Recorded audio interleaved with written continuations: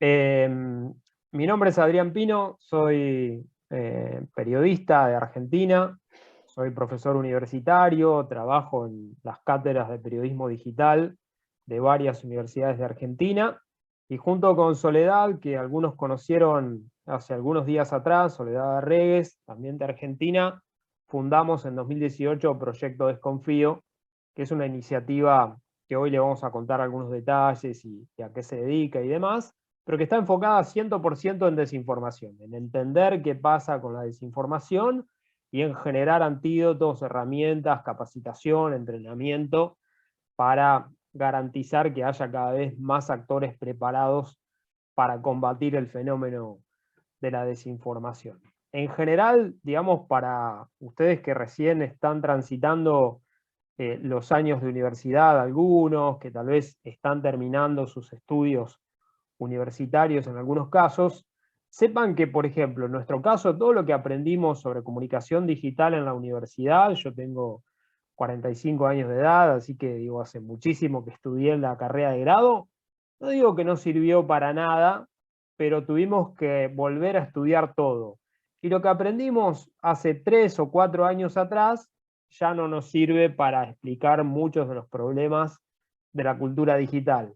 Con lo cual, digo, el primer desafío que tienen que tener en claro es que cuando uno se involucra con temas vinculados al entorno digital, el aprendizaje es permanente, digamos, ¿no? Ya no hay chance de alguna manera volver para atrás o de alguna forma encontrar otras dinámicas que no tengan que ver particularmente con lo que está aconteciendo, lo que está ocurriendo eh, con la dinámica digital, porque el fenómeno es muy, muy cambiante, ¿no? Entonces, esto es un poco lo que de alguna manera vale la pena anticipar. Cuando uno empieza a meterse en temas vinculados al digital, hay que aprender todo el tiempo y hay que seguir estudiando y entendiendo e investigando, les diría de por vida, porque esto no va a cambiar, digamos, ¿no? La dinámica va a seguir siendo así. Déjenme que vea si puedo compartir aquí mi pantalla para que todos la puedan ver. Bueno, ahí, Sí no se sé si ve. todos Sí. están viendo bien la pantalla. Bárbaro. No sé por qué no puedo pasar los slides. Ahí sí puedo. Bárbaro. Bueno, hoy lo que vamos a tratar de entender es un poco qué pasa con la dinámica de verificación en tiempos donde la desinformación se ha transformado también en una pandemia, ¿no? Creo que el concepto de infodemia que ha acuñado inicialmente la Organización Mundial de la Salud en el marco de la pandemia de coronavirus para referir un poco a la desinformación asociada al tema, es una buena metáfora para entender qué es lo que está pasando hoy con la dinámica de circulación de las noticias falsas. Lo primero que hay que decir es que, de alguna forma, la desinformación no es un fenómeno nuevo, pero claramente con la dinámica digital y con la expansión de la posibilidad de transferencia de datos, se ha acelerado muchísimo. Y ya hay estudios que ha dado el MIT, por ejemplo, ¿no? El Instituto Tecnológico de Massachusetts, que dan cuenta de que efectivamente 7 veces más rápido circula una información falsa que una información veraz. 7 veces más rápido. Y después le vamos a dar algunos datos de cuáles son las formas más frecuentes de desinformación que han circulado, por lo menos en el último año, para que podamos tratar de entender un poco cuál es el panorama con el que estamos transitando y con el que ustedes, digamos, conviven habitualmente. A ninguno de ustedes le escapa que le llega un WhatsApp con un supuesto dato de algo que ha pasado y que después se termina probando que es falso, o una información publicada en algún sitio que uno tiende a creer porque parece verosímil, tiene forma de noticia y sin embargo no lo es. Eh, y de alguna forma entender un poco esa dinámica es lo que vamos a tratar de hacer en el día de hoy, poniéndole términos muy específicos a cada cosa, porque no todo es desinformación y no todo tiene el mismo rango dentro de los fenómenos de la desinformación. Sí, no sé si Ana María, si querés decir algo, preguntar o... Sí, Sí. sí, aquí una pregunta de Joel Capdevila, espero haber pronunciado bien tu apellido. Dice, ¿por qué las preguntas o sea, las noticias que desinforman se corren más rápido que las veraces? Y él pregunta por lo grave que son, y quizás aquí vale la pena aclarar por qué se le llama fenómeno de desinformación. Sí, bueno, en particular, digamos, circulan más rápido porque tocan fibras más sensibles de los seres humanos, que son los sentimientos, y porque además están especialmente diseñadas para impactar en distintos segmentos gracias al micro-targeting que permiten las redes sociales. Es decir, si yo soy hincha de un club, por ejemplo, me van a crear una noticia que de alguna manera el equipo contrario al que yo represento quede mal parado o sea algún dato que lo perjudique de alguna manera. Entonces, como es algo que a mí me beneficia o a mí me parece que es una buena noticia, entre comillas, para mí, la comparto antes de verificar. Esto por un lado. Y después hay que entender, que es algo que todavía no vimos, pero que vamos a tratar de ver en el encuentro de hoy, que esas piezas son especialmente diseñadas por agencias que están pensando en cómo engañar a la gente para sacar algún tipo de beneficio.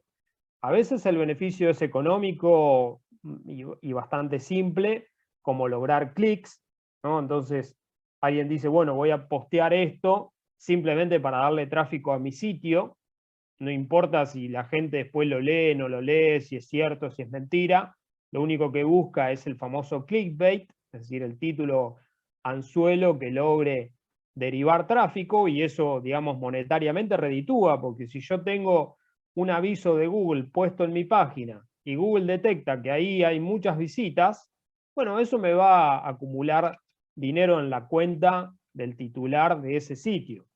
Eso es una de las acciones frecuentes. El otro factor, que es un poco más complejo, es ya de carácter ideológico o de carácter más político, que es tratar de dañar a alguien, tratar de perjudicar la imagen de algún sector o de algún gobierno o de algún dirigente, y ahí sí se montan campañas, la mayoría de las veces directamente de mentiras, o a veces de lo que se llama harmful o eh, información para dañar, que de alguna manera está preparada para afectar la reputación digital de alguna persona y que esa persona pierda protagonismo, pierda seguidores, pierda interés, bueno, pierda de alguna manera parte de su reputación, ¿no? Entonces ahí hay actores que están preparados. A lo que vamos, digo, en esta primera consideración y en función de la pregunta, es que la desinformación no es un problema de usuarios finales individuales como ustedes, que de vez en cuando y sin querer compartieron algo falso. Es algo que está diseñado y que tiene vehículos digitales lo suficientemente potentes, con granjas de bots, con granjas de trolls, con muchos actores, con mucha tecnología y con mucho estudio del microtargeting, que permiten que esa diseminación se haga muy viral de manera muy rápida. Y ese es un poco el desafío más grande que hoy tiene el mundo digital para tratar de enfrentar un poco ese fenómeno. Bueno, cortito, yo les contaba, digamos, qué es lo que hacemos básicamente en Proyecto Desconfío. Lo que hacemos es esencialmente esas tres cosas que ven ahí, es decir, capacitamos periodistas, sobre todo, es nuestro foco principal, entrenar a periodistas en técnicas y herramientas contra la desinformación. También entrenamos equipos de redacción, es decir, trabajamos dentro de los medios para que un medio en particular pueda cobrar una dinámica interna, que tenga un equipo especializado y muy preparado para detectar desinformación a tiempo y de alguna manera combatirla con toda la estructura del medio. Y también algo que nos gusta mucho, que nos entusiasma, es diseñar herramientas digitales para acelerar el proceso de verificación.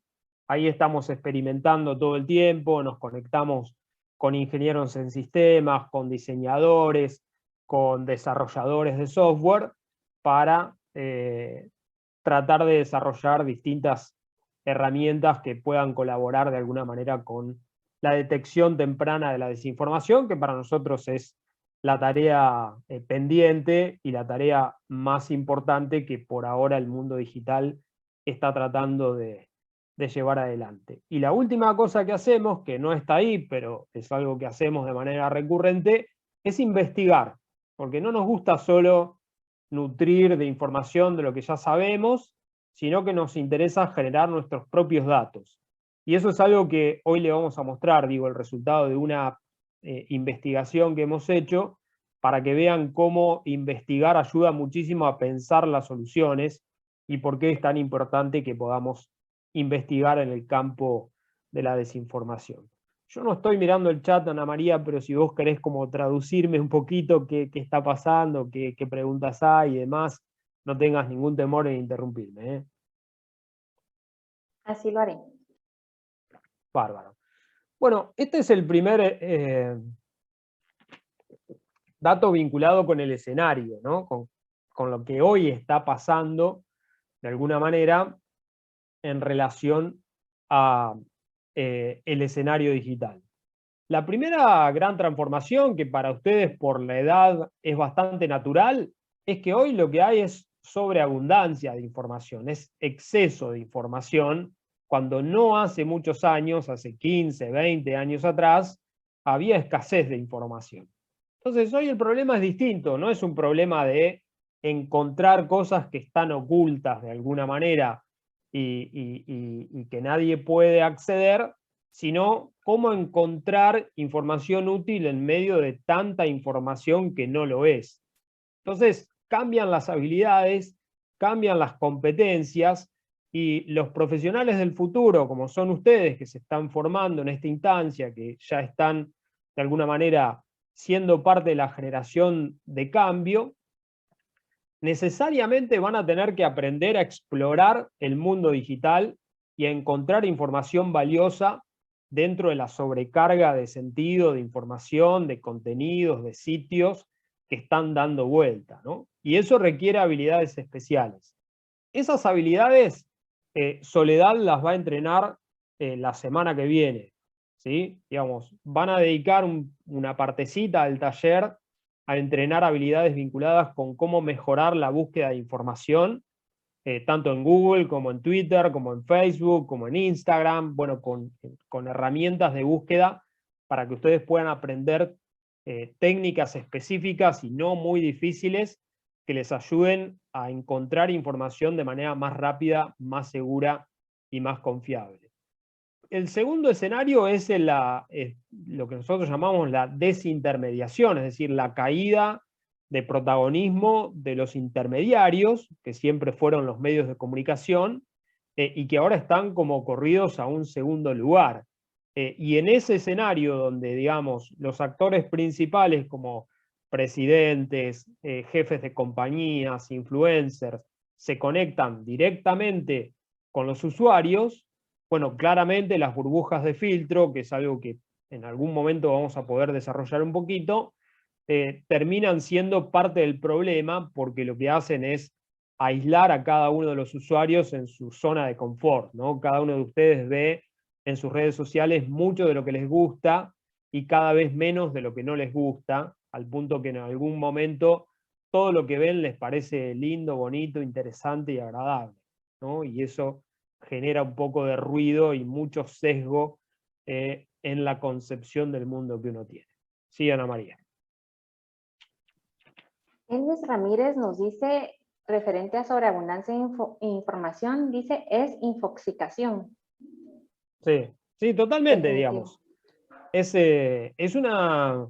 Es un efecto totalmente nocivo, ¿no? Esto igual tampoco es nuevo. Aquellos que han estudiado comunicación, no sé si hay muchos del otro lado que han estudiado comunicación, pero ya el estructural funcionalismo de John Stuart Hall lo describía en la década del 60, y decía, uno de los problemas graves que va a tener el escenario de la información masiva es efectivamente la disfunción narcotizante, decía, el exceso de información que me paraliza, y como uno me dice que tengo que actuar de una manera, el otro que tengo que actuar de otra, el otro que tengo que hacer otra cosa, y hay un cuarto y un quinto que me dicen que haga una cosa totalmente distinta, al final me paralizo y no sé qué hacer, ¿no? Esa disfunción se ha agravado con el escenario digital, y claramente yo puedo encontrar versiones que apoyan la supuesta versión verdadera de uno, pero también puedo encontrar la versión contraria de supuesta versión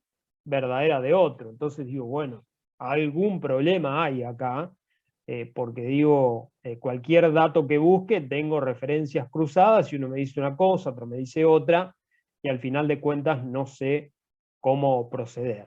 Bueno, para eso es necesario restablecer los mecanismos de intermediación, y necesitamos actores especializados. Los periodistas son uno de ellos, los bibliotecarios son actores muy preparados para interactuar con información, todos los líderes intermedios, digamos, que lideran una organización son agentes que pueden ayudar a clarificar el panorama, porque como decía una frase que le gustaba citar a Jesús Martín Barbero, que también es otro teórico de la comunicación bastante conocido en Latinoamérica, la gente compra el diario porque le ordena el caos del mundo.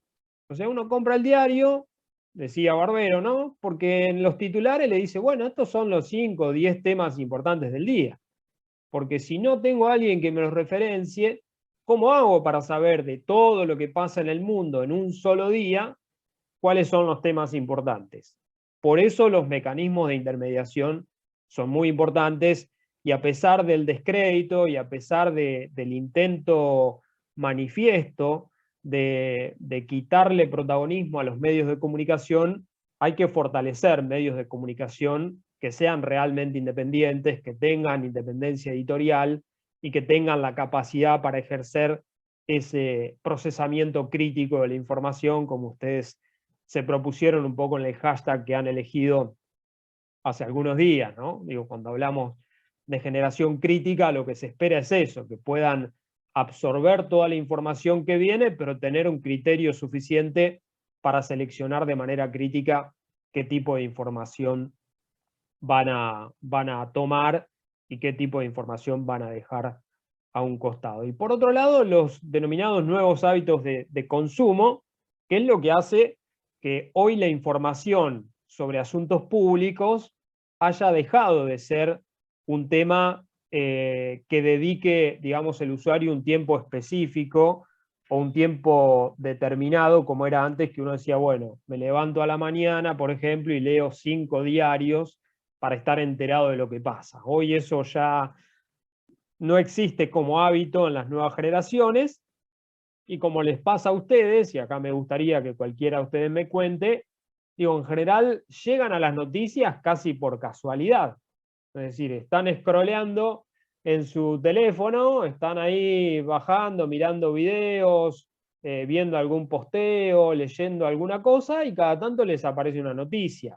Y cuando les interesa le hacen clic, pero no es que están buscando en noticias de manera específica, ¿no? Digo, no sé, me gustaría que me cuenten si hay alguien que tenga hábitos distintos o que mantenga hábitos un poco más ordenados, de decir, bueno, a tal horario me informo, a tal horario tal cosa. A ver, Elvis. Hola, hola. Creo que sí, coincido en que es conforme uno va navegando, scrolleando, el término que utiliza Adrián, nos van apareciendo. Aunque a mí en lo particular sí tengo 2 o 3 fuentes que yo considero confiables para informarme de la actualidad, no solo en mi país, Guatemala, sino a nivel mundial. Y son a las que recurro de forma constante. Bien. ¿Alguno más que quiera contar? Ahí está Ailén también. Sí, ¿qué tal? Buenas tardes a todos.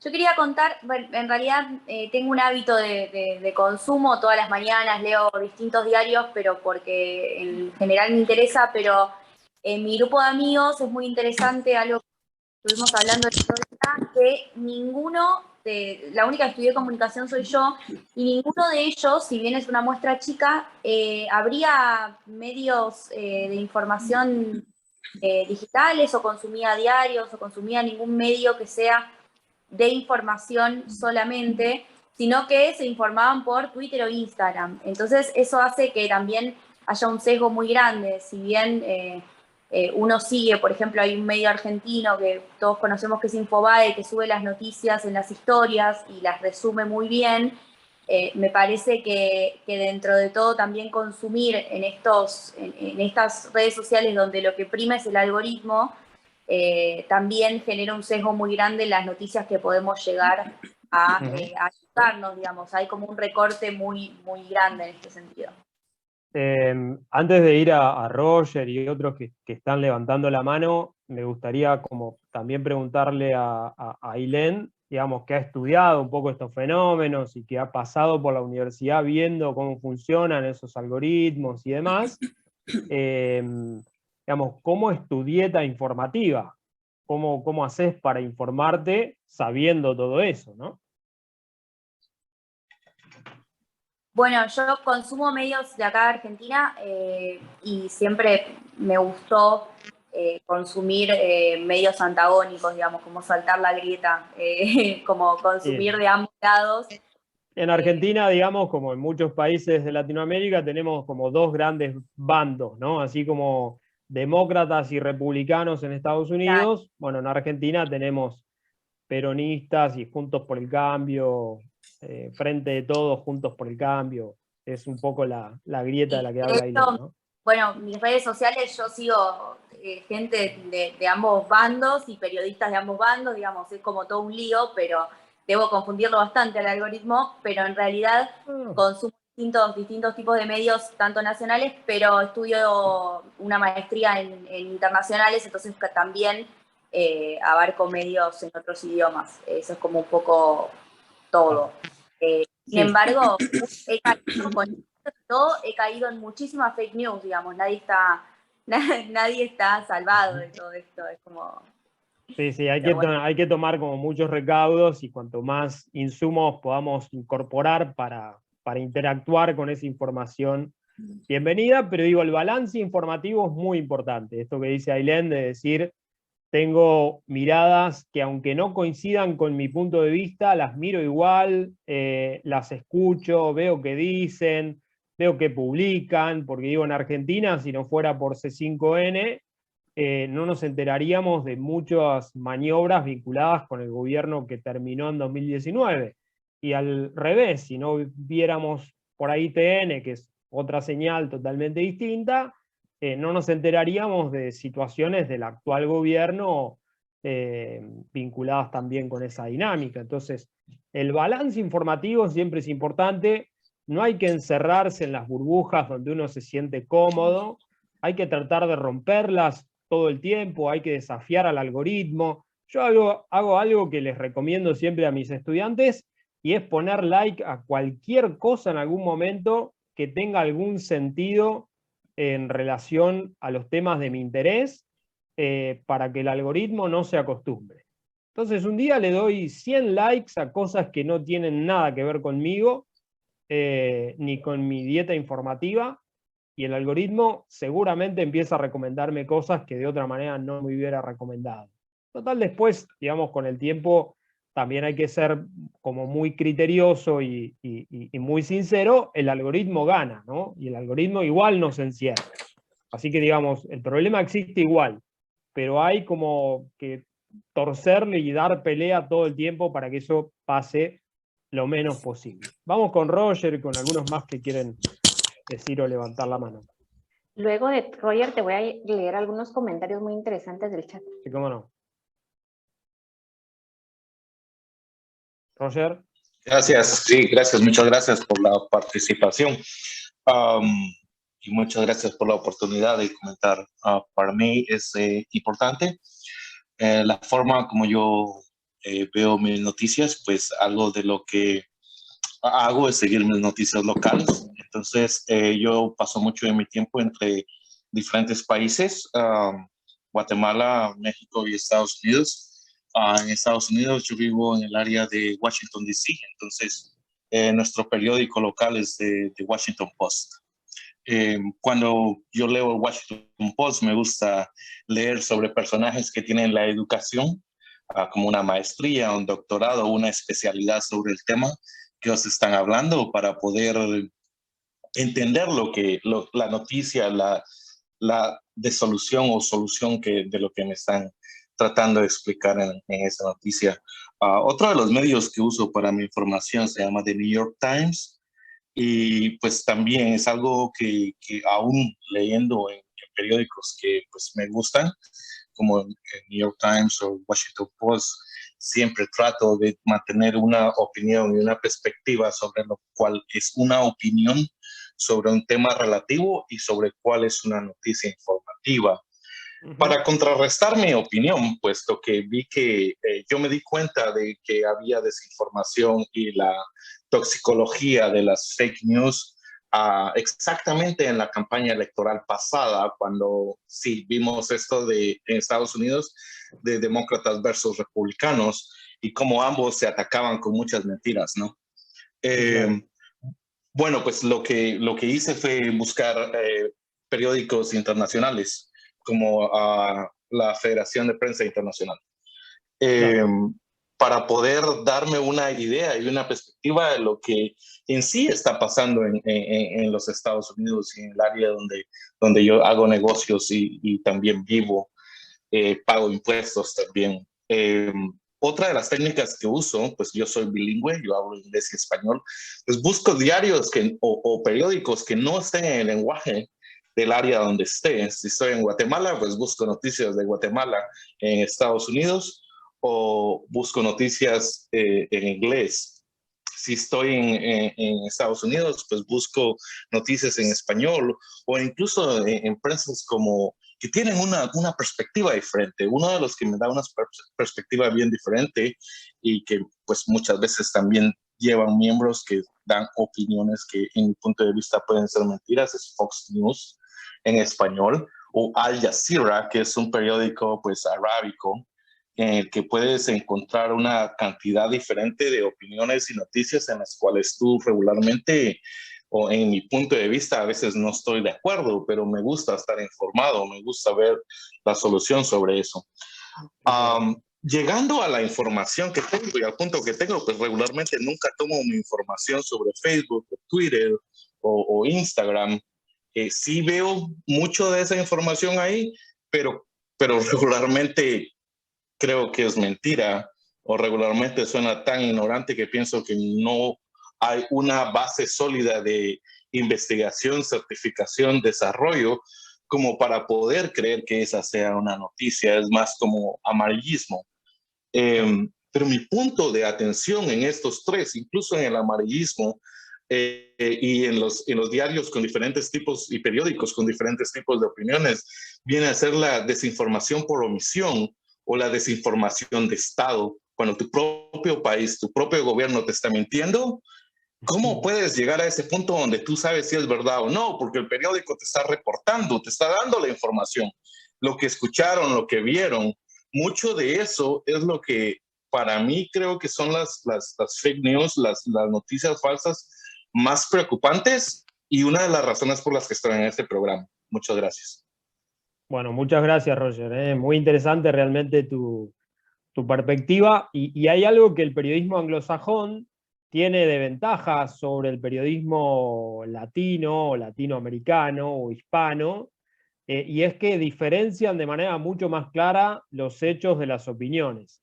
Vieron que hay como lema marcado a fuego que es facts, not opinions. Entonces, de un lado están los hechos, de otro lado están las opiniones. Y como dice Roger, está bien seguir a los especialistas para tener perspectiva de cómo interpretar los hechos, que es otro factor de intermediación que hace falta para no caer a veces en la dinámica de las noticias falsas, de la desinformación. Por esto mismo que explicábamos antes, ¿no? La necesidad de poner contexto a cada una de las situaciones.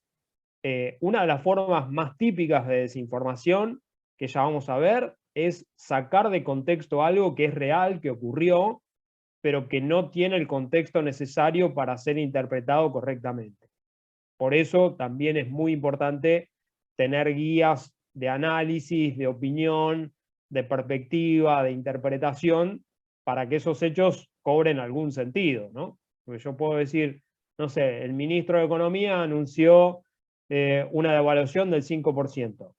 Y eso no necesariamente es ni bueno ni malo según lo que quiera ver, digamos. Para el sector exportador es una gran noticia, para el sector importador es una pésima noticia, para los ciudadanos puede que sea bueno o malo según qué otras acciones haya en función de eso. Entonces yo necesito los hechos en estado puro, pero también necesito procesos de intermediación que me ayuden a entender esos hechos, ¿sí?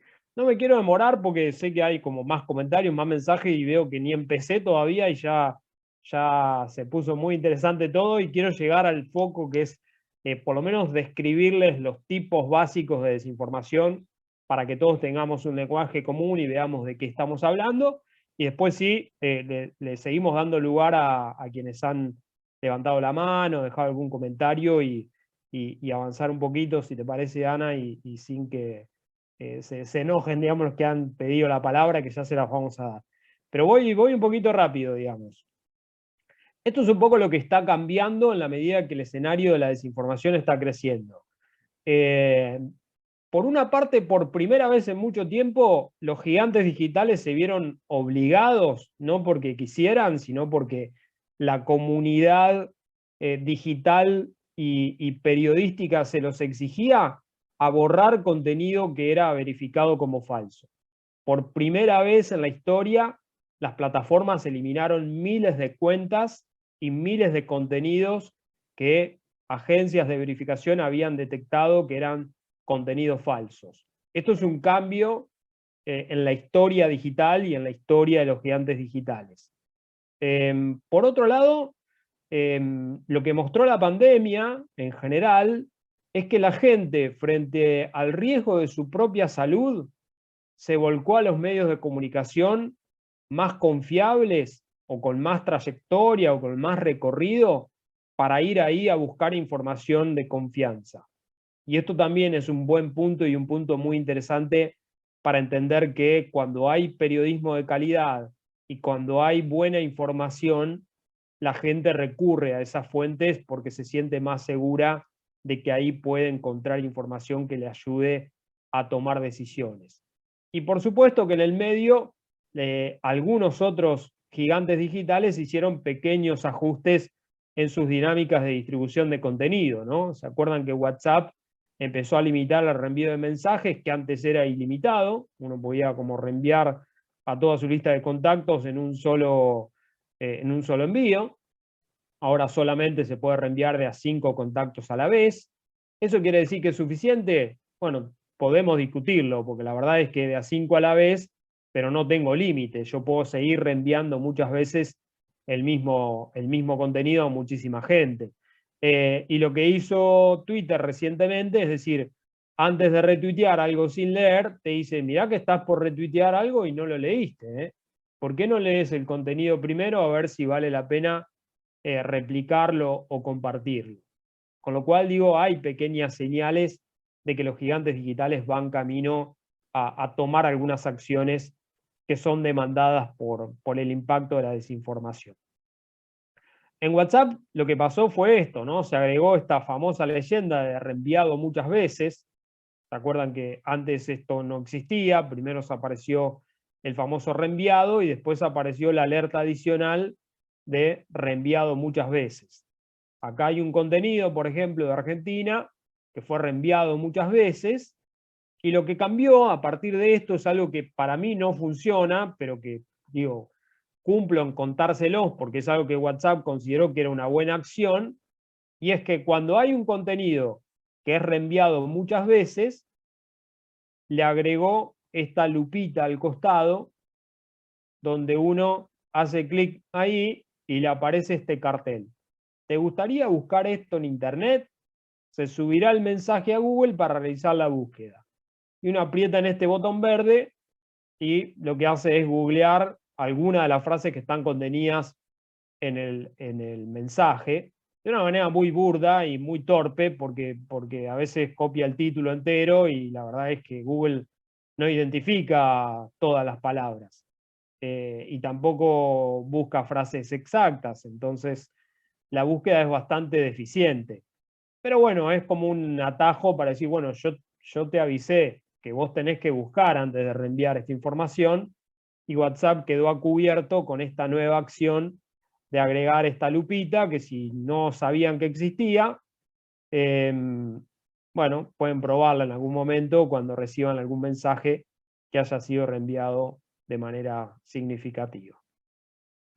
Acá viene la primera postal que les quería compartir en relación a qué detectó el Digital News Report en un estudio que hizo el Reuters Institute a partir de un cuerpo específico de noticias falsas en idioma inglés, donde trató de analizar, bueno, cuáles eran las formas más frecuentes.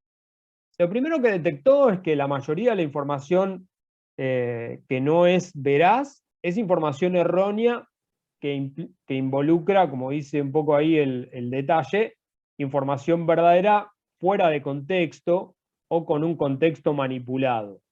Esa es la forma más frecuente de desinformar que se detectó en este estudio del Instituto Reuters, que es uno de los que más estudia, digamos, los fenómenos de cómo circula la información en tiempos digitales. Otro dato significativo es ese de que el 38% de la información fue completamente fabricada, es decir, que directamente era información totalmente falsa, que no tenía ningún grado de veracidad, y eso también, digo, fue un dato alarmante porque quiere decir que esa información está circulando por redes sociales y por sistemas de mensajería y que no tiene ningún asidero con la realidad. Y en relación un poco a las fuentes de esas desinformaciones, como figura un poco ahí, figuras públicas fue solamente el 20%, pero el problema es que cuando una figura pública retuitea o comparte un contenido que no es veraz, esa información tiene mucho más alcance que si la comparte cualquier otro protagonista del mundo digital.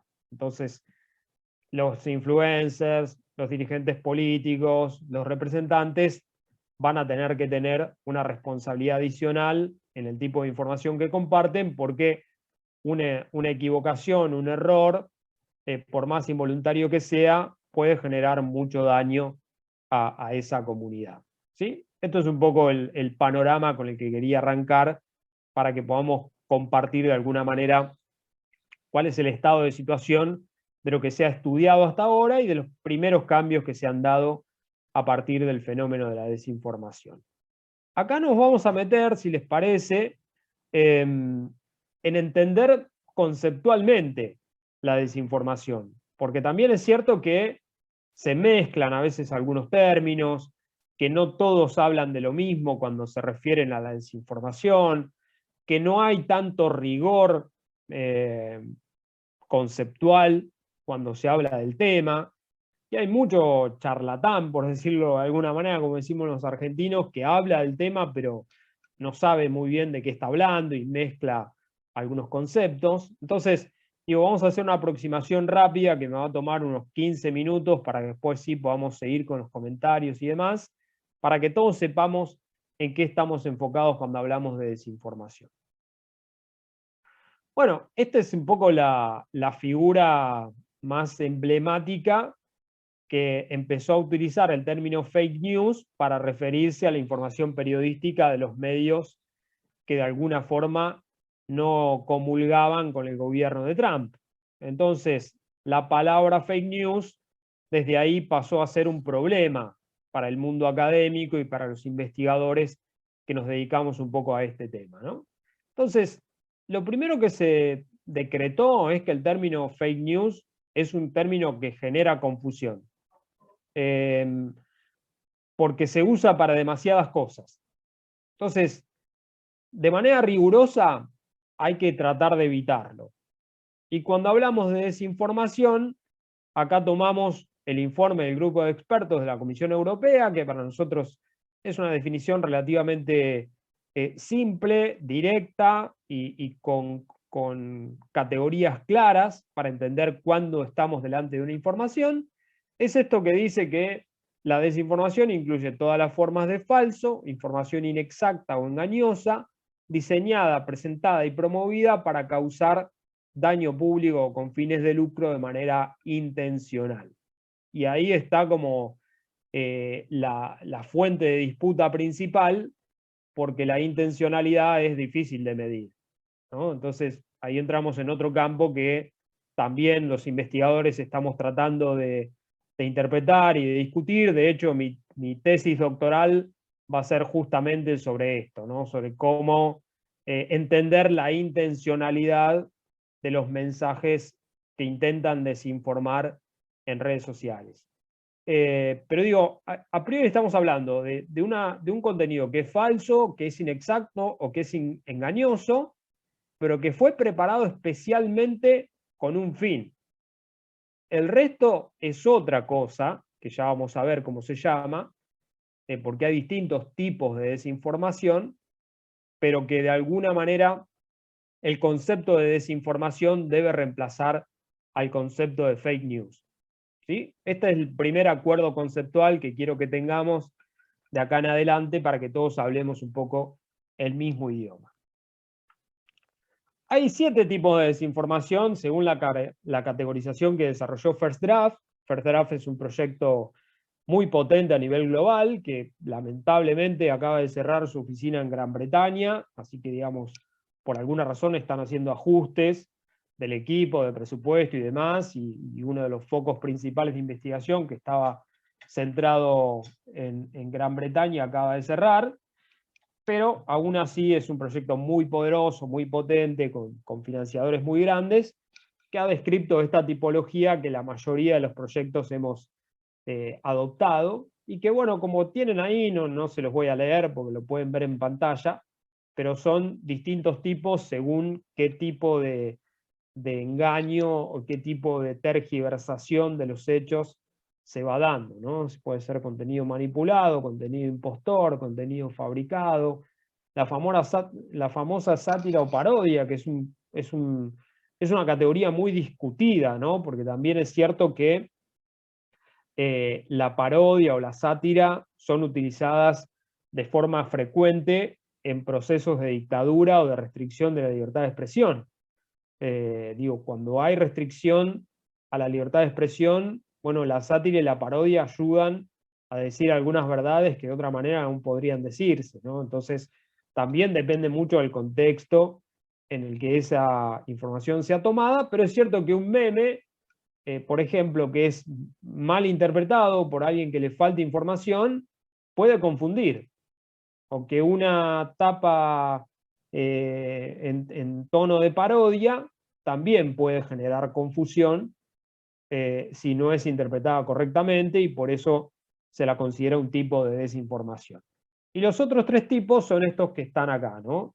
La denominada conexión falsa o el clickbait es una de las formas también bastante frecuente, y particularmente el contexto falso es efectivamente la forma tal vez más frecuente de desinformación que suele aparecer, porque hay un contenido que es genuino, pero se difunde en un contexto que es falso o está tergiversado.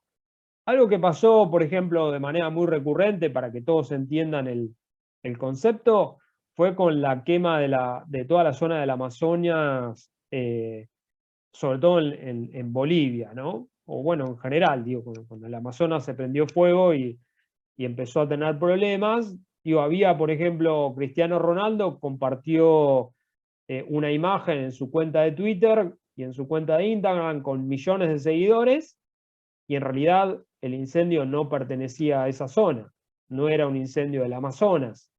¿Tuvo mala fe? ¿Quiso engañar a alguien? No, simplemente no tuvo los mecanismos suficientes para detectar que esa imagen no se correspondía con ese contexto. Y eso es un poco lo que van a aprender en el próximo encuentro con Soledad. Cómo hacer, por ejemplo, para verificar una imagen y ver si esa imagen corresponde o no a ese contexto. Eso es algo que nos gustaría entrenar y que por eso el encuentro que viene le vamos a dedicar bastante tiempo a ese tipo de herramientas, a ese tipo de técnicas, una vez que tengamos estos acuerdos conceptuales básicos y que todos podamos compartir de alguna manera los principios que rigen el fenómeno de la desinformación. Esto es un poco el cruce, ¿no? Y con esto voy terminando esta parte más conceptual, que es tal vez un poco más tediosa, pero necesaria, que es, digamos, de un lado lo que en el inglés se denomina misinformation, ¿no? Que es un poco la conexión falsa o el contenido que está tergiversado, que está fuera de contexto, pero que no hay intención. Cuando hablamos de misinformation hablamos de errores, no hablamos de mala intención. Y del otro lado tenemos, sí, el intento de daño manifiesto, que es lo que en el inglés se denomina malinformation, donde efectivamente hay un intento deliberado por generar un daño. En el cruce de esas dos situaciones, es decir, entre un contenido que es falso y un intento por generar daño, es donde se encuentra la desinformación, ¿sí? Y creo que ahí el gráfico lo explica muy bien porque son básicamente las formas más frecuentes en que aparece la desinformación en la era digital. Después le voy a dejar este cuadrito para que lo vean y demás, de un poco de cuáles son las asociaciones que hay entre el tipo de contenido y la funcionalidad o el objetivo principal de cada tipo de contenido, pero es solo para que lo tengan ahí, para que lo revisen, para que lo miren y para que lo usen en algún momento. También uno puede disentir con este cuadro y con esta situación, pero digo, es una guía que hizo First Draft y que parece útil para empezar a clasificar formas de desinformación, ¿no? Entonces, cada vez que ustedes se encuentren con una desinformación, sería bueno que la puedan ubicar en algún lugar de este cuadro y hacer ese ejercicio, esa práctica, para ver si coincide o no con el punto de vista de quienes armaron esta guía. Bueno, ahora sí, me quedo con preguntas o con comentarios o con los que habían levantado la mano y de alguna manera no llegamos a atender. A ver si alguien quiere completar alguna idea previa que dejamos pendiente. Pues si quieres, mientras alguien se anima a levantar la mano, te leo los comentarios. Sí, cómo no. Juan Pérez nos decía en tu slide cuando estabas presentando el nuevo escenario que hablaba sobre los hábitos de consumo. Dice, nosotros no buscamos las noticias... Disculpa Ana María, pero tengo una música de fondo como muy fuerte que de casualidad te escucho. No sé si es tu computadora. A ver, ¿me escuchas mejor así? Cuando apagas el micrófono se apaga, así que es algo en tu computadora, sin duda. A ver, vamos a probar ahí. Dice por el inciso 3 que expone, nosotros no buscamos las noticias, pero la aceleración o curiosidad le damos al link y luego por la codificación de las redes nos llegan a aparecer más y más. Joel nos dice, me aparecen en el inicio de Instagram o tengo activado las notificaciones de una cuenta de noticias. Cuando preguntabas cómo era la dieta de medios, ¿verdad? Claro. Joshua nos dice, cuando busco algo en internet y me aparecen las recomendaciones de Google, lo que acontece en el mundo. Andrea nos dice, casi todas las noticias las veo en Twitter. Realmente algunas resultan ser bien verdaderas y ciertas, así que también me informo por esa vía. Elvis de Ramírez nos dice, en Guatemala utilizan poco el Twitter, pero a mí me parece es más fácil informarse por ese medio. Elvis Ramírez nos dice, los medios de comunicación tradicionales están cooptados por los grupos de poder político-económico y casi siempre van a un mismo lugar, por lo que es más fácil enterarse por medios no tradicionales como las redes sociales. Mario nos dice, en lo personal, cuando reviso mis redes, siempre caen las notificaciones de las noticias, así que cuando reviso mis redes, reviso las noticias. Lucía Sánchez nos dice Google Noticias. Byron Suk, los medios de comunicación de las noticias en Guatemala casi no publican las informaciones relevantes en las redes sociales. Elvis nos vuelve a decir, de los medios más confiables en Guatemala podemos mencionar el periódico, diario La Hora, diarios digitales como Artículo 35, No Ficción, por poner unos ejemplos. Y son los que confrontan a los grupos de poder, no importando el partido que logre obtener el control de gobierno. Luisa nos dice, creo que es importante comprender que si bien existe información falsa en redes sociales, no toda lo es. Existen artículos y publicaciones de fuentes confiables que aportan mucho. Eso es. Y Roger, que tiene la mano levantada desde hace un rato. No, creo que la mano de Roger es la de antes, que quedó ahí. No sé bien si se desactiva sola o cómo es. Igual si quiere agregar algo, le vamos a dar espacio. Pero digo, hago una sola aclaración en función de todos los comentarios que señalaban, en realidad dos. El primero es que no consideremos a las plataformas como medios o como soportes de información propia.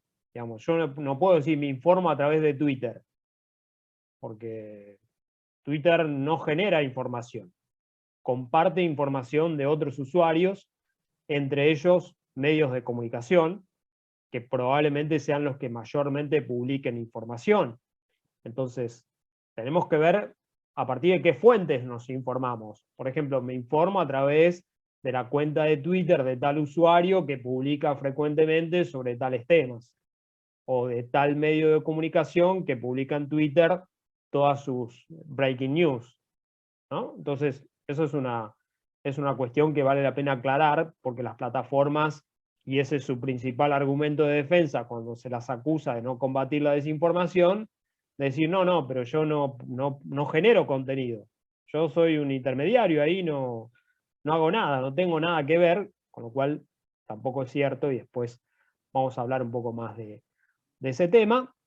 Y en relación a los medios dominantes o a los medios hegemónicos, que en todo país de alguna manera ocupan un lugar protagónico y tienen una agenda propia que a veces responde al gobierno de turno o en contra del gobierno, según el caso, recuperamos lo que decíamos más temprano con el caso de Ailén, de diversificar la dieta informativa y sí, seguir también medios independientes, medios que están en contra de las ideas del gobierno de turno, para que ese balance sea un poco más nutritivo. Pero sí es muy importante que ustedes vayan depurando sus burbujas informativas en la red social que más frecuenten o que más le dediquen tiempo. Digamos, que vayan eliminando de la vista todo aquello que es nocivo para el ecosistema digital en el que ustedes están insertos, porque o comparte información falsa o porque divulga información que es poco transparente, o porque no hay manera de verificarla, que también es una forma frecuente de desinformar, ¿no? Es decir, ocultar las fuentes, una de las formas típicas de desinformar. Sí, Ana María o Roger o el que sea. A ver, yo quería mencionar algo respecto de Twitter. En Guatemala hemos vivido todo este proceso de la vacunación con el mismo gobierno que desinforma, porque no se sabía ni siquiera qué centros estaban abiertos, qué centros tenían cuál vacuna, si la primera o la segunda. Y entonces en Twitter uno encontraba, al menos yo, que la gente decía, bueno, tal centro de vacunación está abierto en tal horario, acabo de ir y no me hice tanto tiempo de cola. Y resultaba ser una información muy útil. Incluso en grupos de Facebook, yo pertenezco ahora a uno que es de vacunación también, y información muy actualizada, incluso mejor que el gobierno. Ellos, sí, claro. recuerdo hace como mes y medio, 2 meses, sacaron su campaña de Pregúntale a Alma con un Excel, y yo lo descargué y realmente la información no coincidía con la realidad. Entonces, en ese sentido, sí pienso que las redes sociales han ayudado mucho a poder generar esa información rápidamente y certera. Y te cuento otro ejemplo de esta semana. Resulta que estamos participando en una feria en la zona 4, por si alguien de Guatemala conoce, y entonces mi esposo me compartió en Twitter que decía el sector de 4 grados y de este edificio cubo es muy peligroso, tengan cuidado. Y entonces empieza toda la línea así, a mi amiga la asaltaron y muchísimas cosas. Y entonces yo lo compartí con la gente de nuestro equipo que está en la feria porque me interesa que ellos se cuiden y estén seguros, ¿verdad? No me gustaría verlos en esa situación. Eso sucedió el domingo. El día de hoy estamos miércoles. El día de ayer martes, una de las participantes en la feria, que era de otro stand, fue a una panadería muy conocida, panadería restaurante, y ahí le dijeron, tenga mucho cuidado, váyase rápido porque acaban de pasar los asaltantes. Entonces te digo, de alguna manera sí fue confirmada la información de Twitter. Entonces, esa parte, y que se sabe en redes sociales, y bueno, ¿dónde está la policía? Ese es otro tema. Pero te digo, hay cosas que sí resultan ser muy útiles y muy ciertas en las redes sociales y que se expanden rapidísimo. Entonces, Sí, claro. ahí mi comentario. No, en función de lo que dice Ana María, y solo para cerrar muy cortito, porque no es algo que estemos incentivando a que las redes sociales no sirven para nada, o que no hay que usarlas, ni nada que se le parezca, digamos. Son plataformas que tienen sus propias dinámicas, que hay que entender cuáles son sus dinámicas, y hay que configurar los filtros necesarios para que las burbujas sean lo más seguras posibles en términos informativos, ¿no? Que la calidad informativa sea monitoreada todo el tiempo por cada usuario para ver efectivamente qué información tomar y qué información dejar, pero teniendo criterios de búsqueda, que es lo que por ahí vamos a desarrollar con más tiempo en el próximo encuentro, ¿no? Cuando se encuentren con Soledad, ahí van a haber herramientas y cómo hacer para verificar si eso que están diciendo es cierto o no, y qué caminos hay que seguir y qué mecanismos puedo utilizar, que es la forma de alguna manera correcta de tomar decisiones de compartir o no un contenido de esta naturaleza, ¿no? Porque digo, no quiere decir que porque a un feriante no le haya pasado nada, el lugar sea seguro, o al contrario, no quiere decir porque a un feriante haya tenido un problema de inseguridad,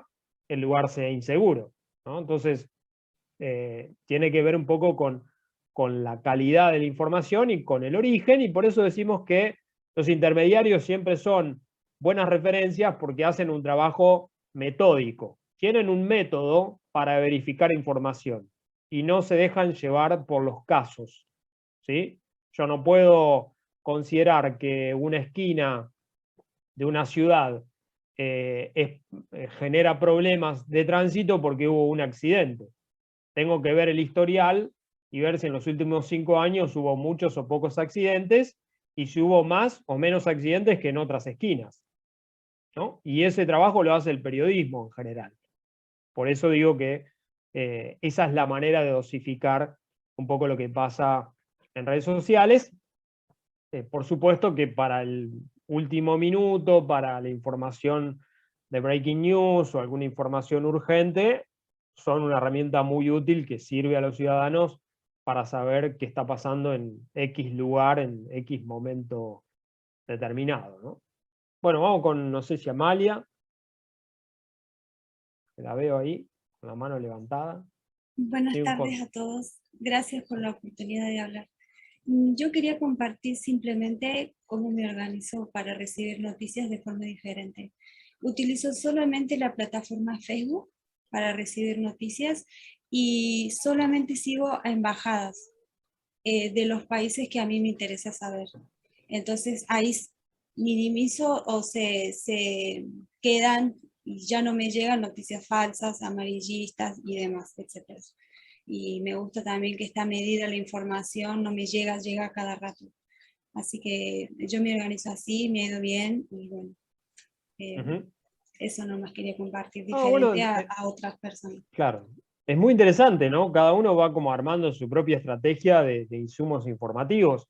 Por supuesto que lo primero que te diría, Amalia, como usuario o como en general productor de contenidos informativos, que también es cierto que hay información que no vas a encontrar ahí y que es importante para tu vida cotidiana o para tus decisiones diarias, ¿no? Entonces, está bien tener un nicho de seguridad, decir, bueno, esta información es confiable, pero lamentablemente hay que ir a buscar otra información a otros lugares, ¿no? Porque ahí no te dicen a qué hora abre el banco, o si mañana el comercio de la esquina funciona o no funciona, y demás, ¿no? Digo, hay información cotidiana que hay que consumir de otros lugares. Esa información siempre que es puntual la consigo directamente en la página. Nada más, hacia la página del sitio donde quiero averiguar. Quiero ir al banco, voy al banco, así. Claro, en Así, las páginas oficiales de cada organismo. Bien, bueno, es una estrategia interesante, sí. Bueno, no sé, Ana María, si hay más manos levantadas o más comentarios o algo más que quieras agregar o si podemos avanzar, eso me dice. Sí, Elvis nos dice, la caída de Facebook, Instagram y WhatsApp fue un gran generador de desinformación porque surgieron muchas teorías que iban desde ataques cibernéticos hasta teorías del fin del mundo. Interesante, Elvis, yo me río porque no había escuchado eso. Y Luisa me dice que ella vive por el sector de zona 4, donde yo les decía que nos dijeron que era muy peligroso, y ella nos dice que ese es un ejemplo claro de desinformación. Entonces, Luisa en su experiencia seguramente ve que el lugar no es peligroso para nada. En cambio, a nosotros nos ha dejado muy atentos, muy a la expectativa y algo nerviosos por la situación. Entonces, en caso de que fuera desinformación, eso causa la desinformación. Sí, claro, ahí están viendo en pantalla como algunas de las principales consecuencias, ¿no? de la desinformación y su impacto en la vida diaria. Y esos son básicamente los problemas que aparecen cuando la desinformación se hace protagonista de la dieta informativa de los ciudadanos, ¿no? Es decir, claramente hay una afectación a la democracia, hay en general una búsqueda deliberada de afectar las formas democráticas y las vías institucionales. Por supuesto que la credibilidad de los medios siempre está bajo tensión y en cuestión cuando hay técnicas de desinformación, porque los medios tienen su propia manera de verificar contenidos y siguen unas rutinas que son un poco más rígidas, en el mejor de los sentidos, y más confiables para acceder a la información antes de publicarla, a pesar de que hay mucho periodismo irresponsable también, ¿no? Digo, no por eso vamos a dejar de decir que hay medios que publican cualquier cosa sin verificar y no tienen problema en hacerlo. Pero digo, cuando uno está delante de un medio con trayectoria y un medio que funciona profesionalmente y que no está ligado a intereses ocultos o raros, bueno, cuando hay buen periodismo, hay buena calidad de la información, por más que también, como decía hoy Roger, no hay que perder de vista que hay puntos de vista, hay ideologías, hay líneas editoriales, y eso también, digo, es importante que cuanto más transparentes sean, mejor para los ciudadanos, ¿no?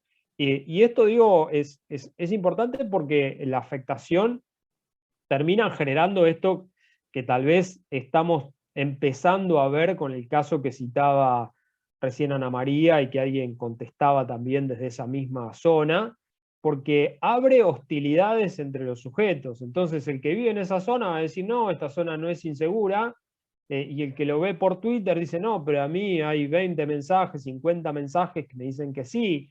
Entonces ya voy como con desconfianza al lugar, y empieza a generar ruido en la propia interacción humana, ¿no? Entonces, por eso es importante en muchos de los episodios de violencia racial o de violencia vinculada con discriminación, han tenido origen en redes sociales, ¿no? Porque ha habido grupos que han alentado ciertos estigmas y lamentablemente eso después se traduce en la acción. Lo hemos visto claramente en algunos episodios recientes de Estados Unidos, ¿no? Entonces, eso es un poco el factor que hay que considerar y que hay que tener en cuenta. Bueno, no sé si Roger tiene la mano levantada o si hay algún comentario más. Claro, disculpa que te interrumpa, pero sí te quiero hacer una pregunta. Claro. Pues es relativo a lo que mencionaste y explicaste mucho de eso ahora, calidad informativa. Vemos cómo nos has puesto los ejemplos sobre los diferentes casos de falsedad informativa en las diapositivas que nos has mencionado y nos has dado los ejemplos de calidad informativa. ¿Podrías especificarnos cómo podemos identificar información de calidad?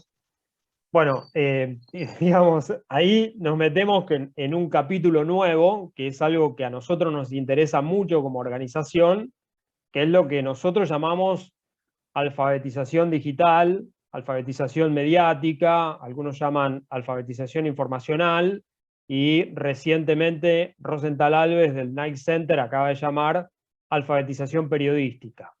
Es decir, ¿cómo hacemos para tener estándares comunes de qué consideramos información de calidad?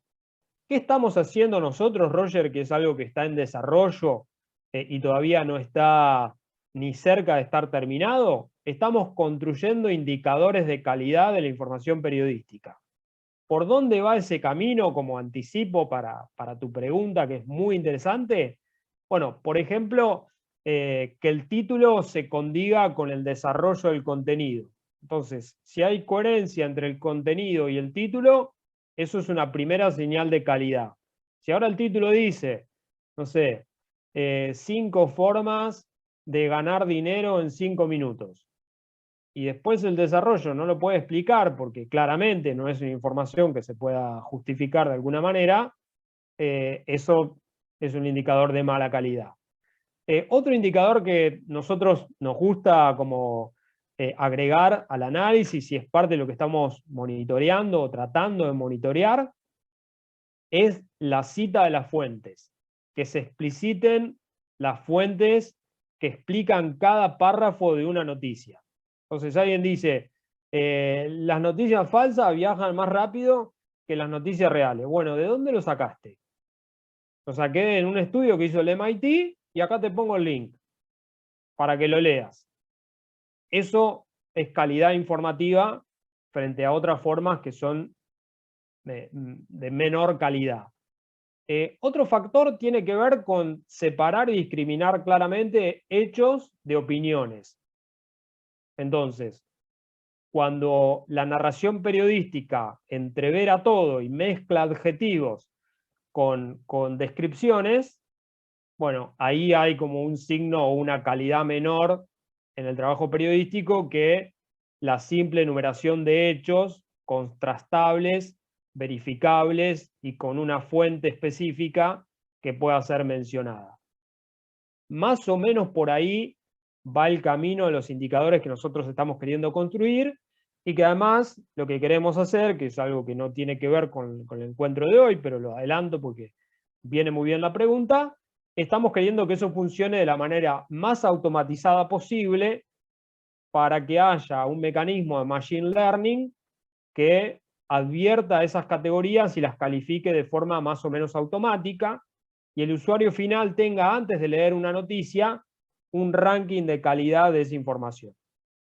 Entonces, alguien va a poder ver con una extensión de Chrome o algo que se le parezca, esta noticia tiene una valoración de calidad, según estos indicadores, de, no sé, 10 sobre 10. Y esta información tiene un indicador de calidad de 5 sobre 10.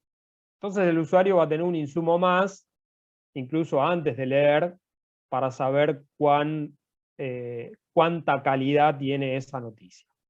Es un experimento, está lejos de terminarse, pero tiene que ver con ese nivel de desagregación de lo que pasa adentro de la información para poder calificar la calidad del contenido que se está compartiendo, ¿no? Así que creo, no sé si respondo a tu pregunta, si hay más preguntas en ese sentido, bienvenido sea. Avanzo un poquito, Ana María, porque digo, yo soy bastante larguero, nos quedan un poco más de 40 minutos, no mucho más, y nos queda como contenido por desarrollar. Pero cuando uno va a la casa de los fakes, por eso yo les decía hoy, para nosotros como organización es muy, muy, muy importante investigar. Investigar significa entender qué pasa con los usuarios y, por supuesto, entender qué pasa con la circulación de la información en los entornos digitales. Sobre la circulación en los entornos digitales, nosotros nos venimos entrenando, capacitando, formando, preparando, estudiando hace un montón de años. Entonces, es un campo que, como decía al principio, requiere una actualización permanente. Digo, yo hago entre 4 y 5 cursos de actualización por año para entender simplemente cómo funciona el mundo digital, ¿no? Y eso va desde factores más asociados al periodismo, que son la mayoría de los temas que abordo, pero también me estoy metiendo en inteligencia artificial, en machine learning, en chatbots, en entender un poco otras lógicas de distribución de información para ver cómo funcionan esos otros mundos, sin volverme un especialista ni un experto, pero por lo menos para entender qué está pasando en ese lugar. Desde ese punto de vista, nosotros en Desconfío, en Proyecto Desconfío, lo que quisimos hacer es tratar de entender qué le pasaba a las personas mayores de 60 años cuando recibían información por WhatsApp. Entonces, lo que hicimos fue, como contábamos recién, tratar de entender un poco qué pasa con ese mundo. Hicimos esta investigación que le estamos mostrando ahí. ¿Cuáles son las estrategias de los usuarios de noticias de Argentina mayores de 60 años para detectar desinformación en WhatsApp? Y lo que hicimos fue preguntarles a los adultos mayores, lo que nosotros en Argentina llamamos adultos mayores, que son mayores de 60, qué es lo que hacían cuando recibían la información, a quién se la compartían, cuándo la compartían, cuándo no. Bueno, preguntas de esa naturaleza en un estudio cualitativo, porque lo que queríamos era entender la dinámica, no tanto la cantidad o cuántos o de qué manera, sino entender la cualidad de lo que pasaba con esa práctica. Lo que estudiamos fue un poco esto, ¿no? Personas mayores de 60 años, de distintas ciudades. El estudio fue cualitativo, con entrevistas en profundidad. Fueron hechas de modo online por la pandemia y demás. Y ahí lo que buscábamos era, por un lado, analizar cuáles eran las habilidades y estrategias que esos usuarios desarrollaban para verificar el contenido que circulaba por WhatsApp. Por otro lado, identificar qué hábitos de consumo de noticias tenían dentro de la plataforma, dentro del sistema de mensajería, ¿no? Es decir, cuánto contenido noticioso recibían por WhatsApp y de qué manera.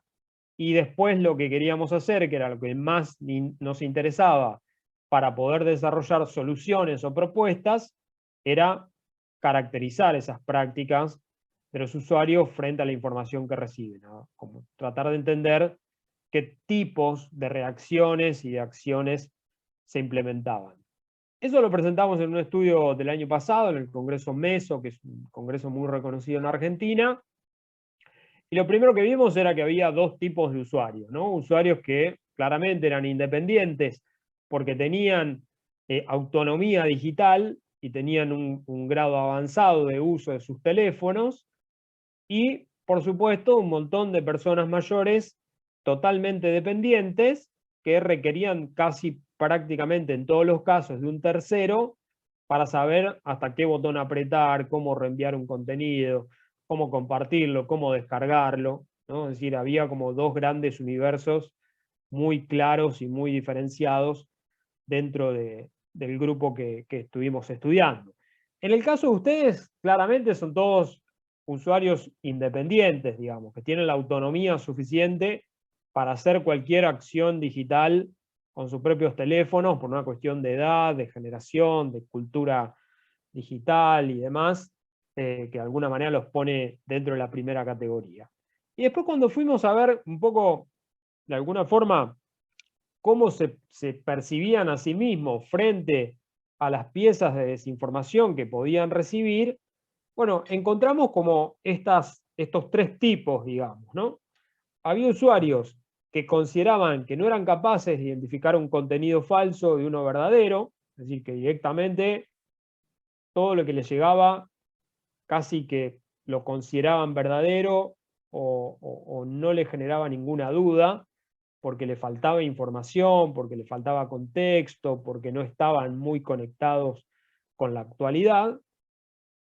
Otro grupo que tenía como sospechas, es decir, que despertaba sospechas frente a ese tipo de piezas, pero que admitían no saber qué hacer para verificar esa información, entonces decían, y ante la duda, si llega a ser verdad, por la duda lo comparto porque es una advertencia, es una alerta. Vieron que los mensajes de desinformación siempre vienen asignados por una suerte de urgencia.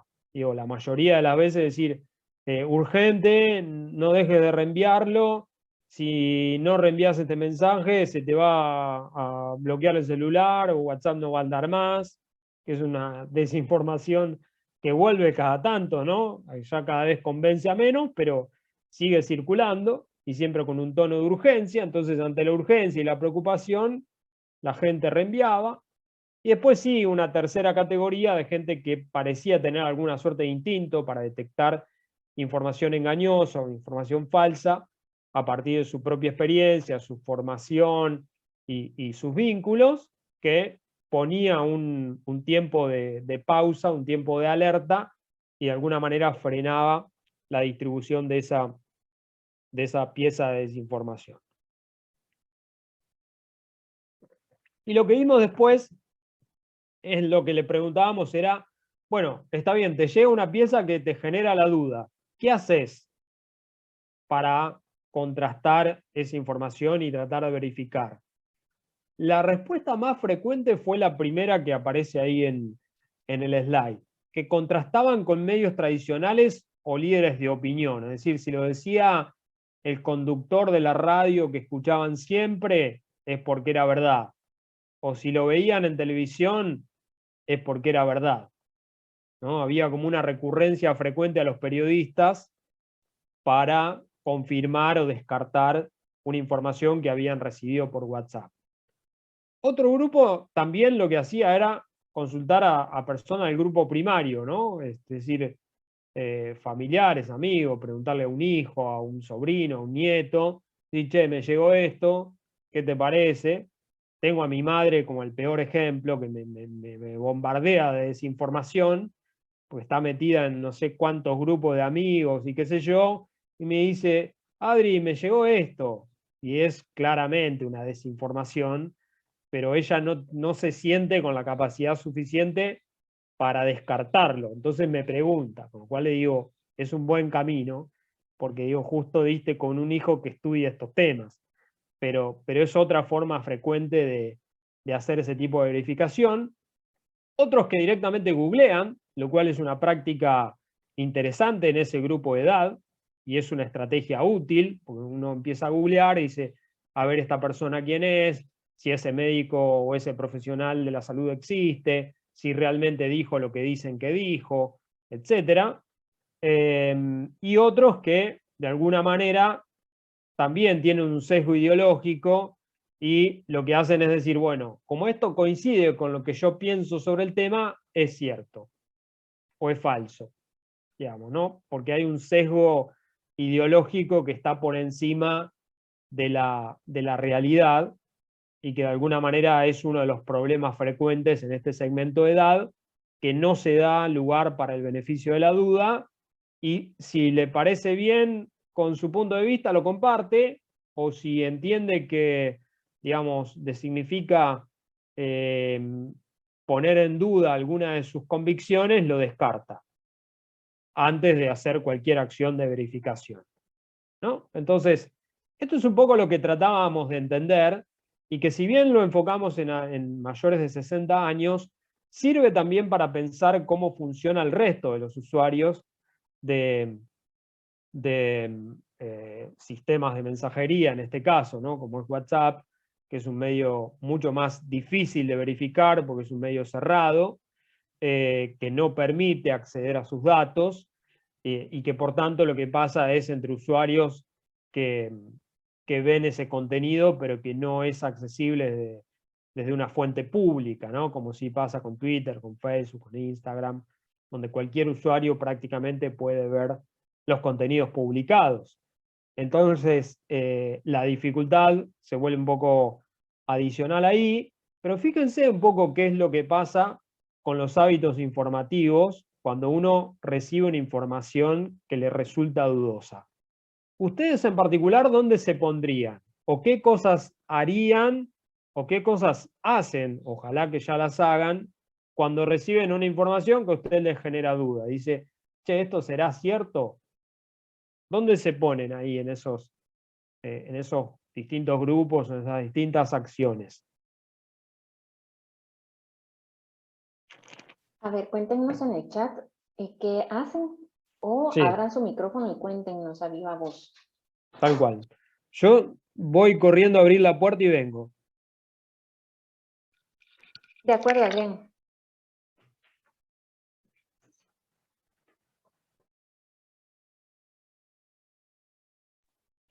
Sí, Joel, si es una cadena, yo tampoco le doy importancia.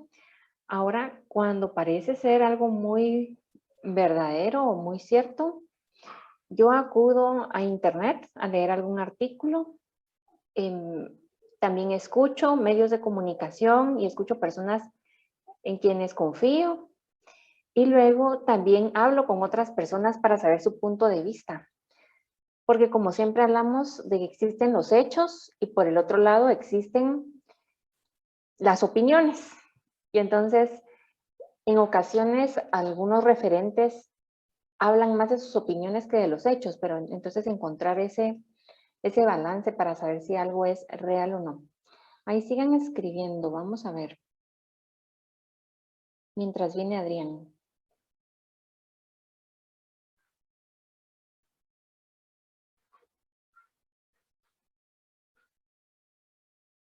¿Y a alguien le gustaría comentar o compartir si en esta semana, desde nuestra sesión anterior, encontraron algún momento de alguna noticia que ahora sabemos que hay desinformación, misinformation y malinformation? ¿A alguien le gustaría también compartir? Ya estoy de vuelta por las dudas, ¿eh? No sé Muy si bien, Adrián. dijeron algo en mi ausencia, pero acá estoy. Sí, ya tenemos algunos comentarios. Mm. Joel nos dice, si es una cadena no le doy importancia. María nos dice, en lo personal lo investigo en Google. Nicolás nos dice, buscar más info en internet o en medios tradicionales. Eileen nos dice, yo busco en internet y busco fuentes confiables. Elvis nos dice, las cadenas descartadas de una. Si es algo interesante, voy a confirmarlo a internet a páginas que considero confiables. Stephanie dice, si es una cadena informativa, lo busco en las redes sociales para asegurarme que la información sea correcta. Juan nos dice, por lo regular las cadenas el 90% son falsas, pero debemos investigar bien y no solo de meterse a Google, ya que también allí existen muchas falsedades y debemos asegurarnos de buscar bien. Daniela nos dice, yo no comparto cadenas porque no sé si la información es real. Andrea nos dice, veo que las páginas sean oficiales.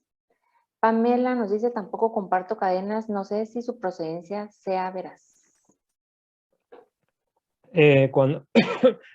Cuando mencionan, digo, estos casos, imagino, por las menciones que hacen a las cadenas, que esas cadenas son como bastante frecuentes, ¿no? Digo, en sus contactos de WhatsApp por lo menos reciben una cadena, o por lo menos una por día, ¿no? Con cosas que tienen que ver con esta circunstancia, ¿no?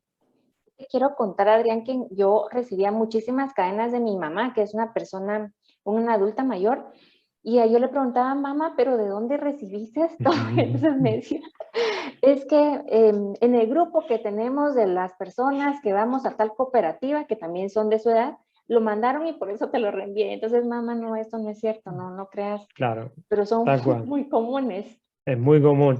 Bueno, y algo que descubrimos en este estudio, que no lo agregué en este slide y ahora me doy cuenta, pero que es muy importante, es que también había un grupo en los adultos mayores que compartía o no el contenido según de quién provenía.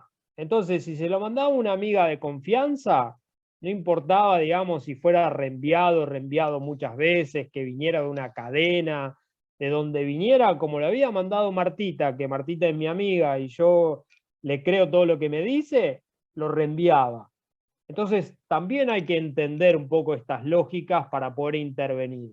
Y esto es un poco lo que queremos empezar a entender cuando hacemos investigación sobre este tema, para meternos un poco en la dinámica de los usuarios, que es la que hay que entender para poder romper los vicios o los círculos viciosos que la desinformación genera en todas esas dinámicas, ¿no? Entonces, esto es algo que nosotros queremos replicar en otros países. Esta investigación está de alguna manera configurada y preparada para ser replicada en otros países de manera idéntica, porque tiene una metodología como muy específica, muy fácil de implementar, con parámetros muy claros de cómo interpretar los resultados y demás, porque es algo que queremos ver si es como, digamos, es un problema común a varios países, o si es un problema específico de la Argentina que tiene estas dinámicas y no otras, y en otros países funciona de otra manera, ¿no? Por lo que van contando así caso a caso, que ningún caso es suficiente para elaborar una teoría, pero digo, es apenas un indicio, da la sensación de que estas cosas suelen repetirse en distintos lugares, y por eso digo, cualquier estrategia de alfabetización digital para adultos mayores tiene que ver con esto. Lo primero que hicimos nosotros fue, después de entender un poco este marco, hacer un taller de uso de WhatsApp para adultos mayores, donde lo único que le enseñábamos era cómo usar WhatsApp. No le enseñamos más nada. Vamos a decir, hay esta función, así se reenvía un mensaje, así se comparte, así se responde un mensaje que vino previamente a algún usuario, algo que es muy fácil para cualquiera de ustedes, pero que un adulto mayor no tiene por qué saber cómo se hace. Vieron que cuando le mandan 5 mensajes juntos y uno quiere responder la primera parte, si no sabe cómo hacerlo, como que se pierde el hilo de la conversación y es bastante difícil seguirlo. Entonces, digo, todas esas cosas, hacer videollamadas grupales, que por ejemplo era algo que no sabían hacer, o hacer llamadas de voz en grupo, que era otra cosa que descubrieron en el taller, y empezaron a llamar al hijo y conectaban al marido y también al otro pariente, y entonces hablaban entre varios cosas que antes no hubieran imaginado que se podían hacer, porque también necesitamos esa instancia de apropiación de la tecnología, de sentirse confiado en saber qué pasos hay que dar para después sí poder llegar a una instancia un poquito más específica, de decir, bueno, cómo verificar información que proviene de WhatsApp, que es un camino un poco más complejo y más difícil,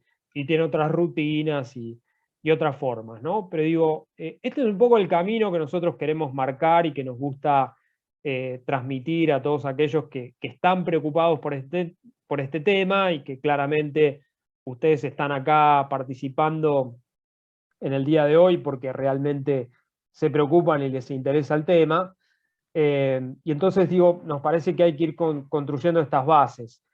Otro camino que nosotros queremos seguir y estamos empujando, y lo hicimos recientemente en una cumbre global que desarrollamos el fin de semana pasado sobre desinformación, donde convocamos a los referentes más importantes del mundo que están estudiando este tema, es llevar este tema a las escuelas, ¿no? Porque lo que mostrábamos era que Finlandia está primero en el ranking mundial contra la desinformación, porque la alfabetización mediática se empieza a enseñar en jardín de infantes. Desde jardín de infantes empiezan a interactuar con contenidos informativos, a entender la lógica digital, a poder identificar criterios de confianza en el contenido, y esto que de alguna manera recién estamos empezando a discutir en muchos países de Latinoamérica, bueno, los países más desarrollados del mundo y que apuestan fuerte a la educación ya lo tienen confirmado desde hace tiempo, ¿no? Finlandia y Dinamarca son los mejores países en el ranking mundial en poner freno a la desinformación, no porque tengan estrategias tecnológicas ni grandes avances en tecnología ni en inteligencia artificial, sino porque tienen ciudadanos que desde la escuela están siendo preparados para este escenario que es cada vez más complejo, ¿no? Entonces, creo que el camino va por ahí, creo que eso es un poco el desafío que nos toca a las nuevas generaciones y mucho más a ustedes que tienen todo por delante para construir esos escenarios, y que hay que animarse a intervenir en el tema, que no solo hay que describirlo o contarlo o narrarlo, sino que hay que empezar a actuar. Entonces, además de dejar pasar las cadenas, que ya es un buen acto porque si alguien no replica un contenido, ya está contribuyendo a frenar la desinformación. También sería una buena acción verificarlo, confirmar que eso es falso y reenviarlo al que reenvió la cadena para decirle, mirá que eso es falso y acá tenés la prueba o el dato que lo explica, ¿no? Porque además, digo, no pierdan de vista que ha habido una explosión del fact-checking en todo el mundo. Hoy hay prácticamente 300 proyectos alcanzados por International Fact-Checking Network, que están verificados de alguna manera como verificadores oficiales, que tienen un método, que siguen un procedimiento, y que todo el tiempo están generando verificación de contenidos, de cosas que están circulando por Internet. Por eso, digamos, también ese capítulo es como muy importante para entender qué pasa con esas dinámicas, ¿no? Pero bueno, entre ustedes se puedan poner en algunos de estos ítems, puedan saber que tienen para avanzar en eso y que de alguna manera pueden adoptar algunos o varios de los caminos que hay para contrastar información cuando uno duda de un contenido, y que además van a tener una actitud propositiva de no solo, digamos, verificarlo para ustedes, sino también compartirlo, que puede ser en un posteo de Facebook, en un mensaje de WhatsApp, en un posteo de Twitter, van a contribuir seguramente a que algún que otro desprevenido no vuelva a reenviar ese contenido, no vuelva a reenviar esa información. La pregunta que falta, y es la que nos hacíamos en el marco de la Cumbre Global sobre Desinformación, es si esto es suficiente, es si esto alcanza. Por eso decíamos que la tarea de largo plazo tiene dos grandes aristas. La educación formal, digamos, como camino de largo plazo para que todos los ciudadanos se transformen en una suerte de verificador permanente cada uno de nosotros, eso por un lado, y por otro apostar fuerte a la inteligencia artificial, porque ahí hay mecanismos tecnológicos que pueden acelerar el proceso y hacer una detección temprana para que un contenido no se viralice, o por lo menos esa viralización no sea tan veloz y tan rápida como habitualmente ocurre con los contenidos que son diseñados para ser viralizados, ¿no?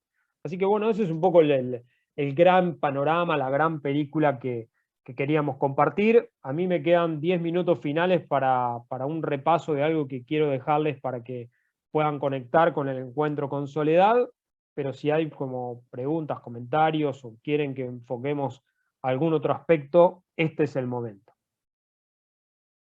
Les voy a dar un momento.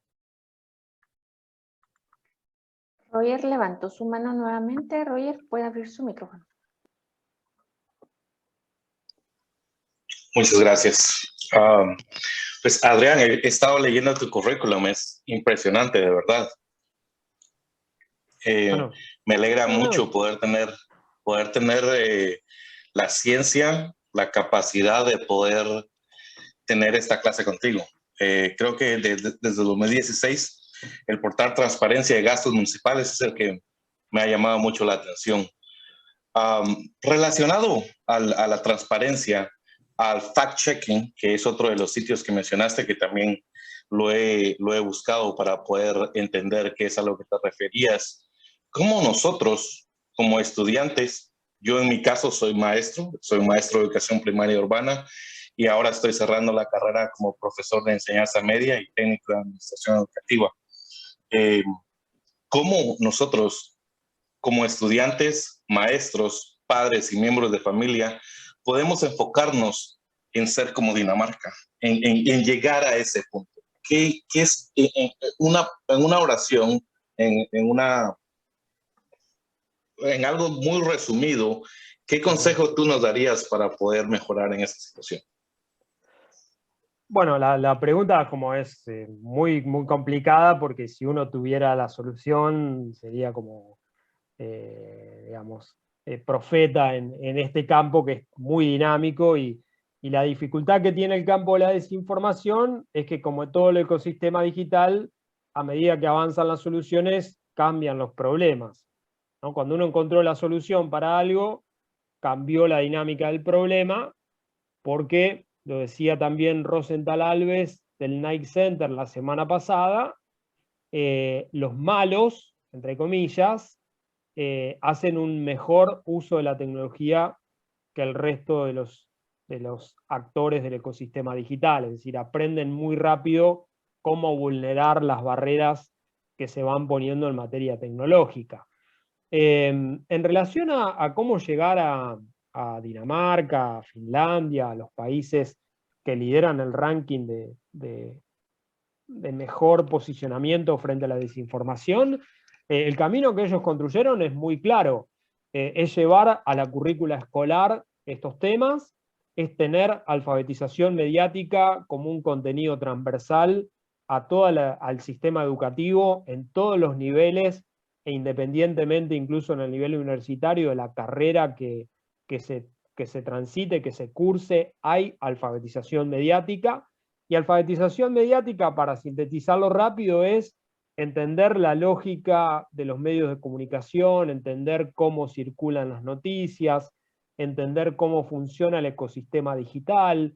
Digo, cualquiera de nosotros debería, a la altura de este tiempo, haber recibido en alguna instancia educativa una noción clara de cómo es la dinámica de redes en relación a la dinámica de broadcasting, es decir, cómo cambió del sistema de masas al sistema de redes, entender qué es una burbuja de filtro, entender cómo funcionan las cámaras de eco, todos conceptos que, digamos, no son tan populares, lamentablemente, como nos gustaría, y que son muy indispensables para entender cómo funciona el mundo digital, porque es la manera de entender cómo también combatir los principales problemas asociados a las redes sociales. Así que digo, creo que la transformación necesita de políticas de Estado de mediano y largo plazo que pongan en el sistema educativo estos temas y que, digamos, la dinámica de alfabetización en el proceso de circulación de contenidos digitales sea parte de cualquier instancia formativa. En particular, con lo que decía recién Roger, es muy interesante porque yo doy clases en una carrera de formación docente que, digamos, donde estudian los futuros profesores, y mi cátedra es la única en toda la carrera que toca algo de este tema porque a mí me apasiona, no porque esté previsto en la currícula oficial que estos temas sean abordados. Entonces, claramente hay un problema en la política de Estado que hace que estos temas no sean parte de la formación, y eso retrasa muchísimo la dinámica de las soluciones, ¿no? Así que digo, yo no me animo a dar una solución mágica, pero diría que hay que ir construyendo los caminos necesarios para que estos temas sean parte de la currícula estándar de todo el sistema educativo, desde jardín de infantes en adelante, con los distintos niveles que hay que ir considerando, ¿no? Bueno, no sé Muchas si gracias. De verdad respondiste mi pregunta. Muchas gracias con eso, de verdad.